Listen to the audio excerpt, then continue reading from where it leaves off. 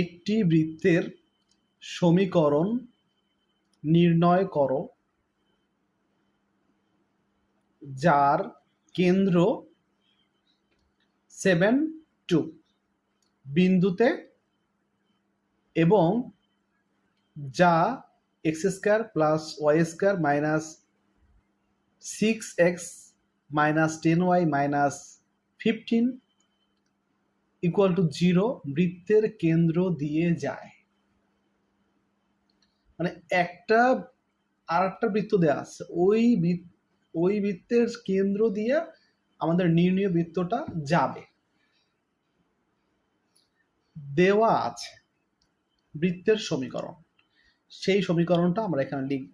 x² plus y² plus 6 minus 6x minus 10y minus 15 equal to 0।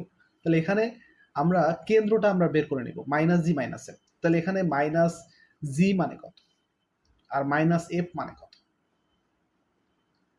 Minus জি এখানে 3 হবে এবং minus F এখানে 5 হবে। তাহলে এটা হচ্ছে কেন্দ্র। আচ্ছা, এখন এই বৃত্তটা তাহলে আমাদের এই কেন্দ্রগামী, তাহলে নির্ণীয় বৃত্তটি 3, 5 বিন্দুগামী এবং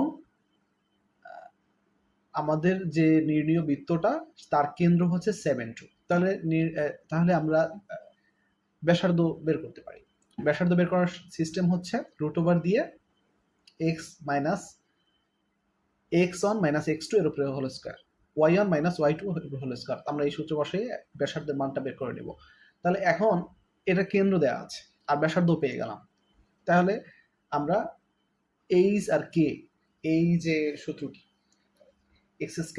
x মাইনাস এইচ এর উপরে whole square plus y minus k এর উপরে whole square equal to a square, এই সূত্রটা প্রয়োগ করব।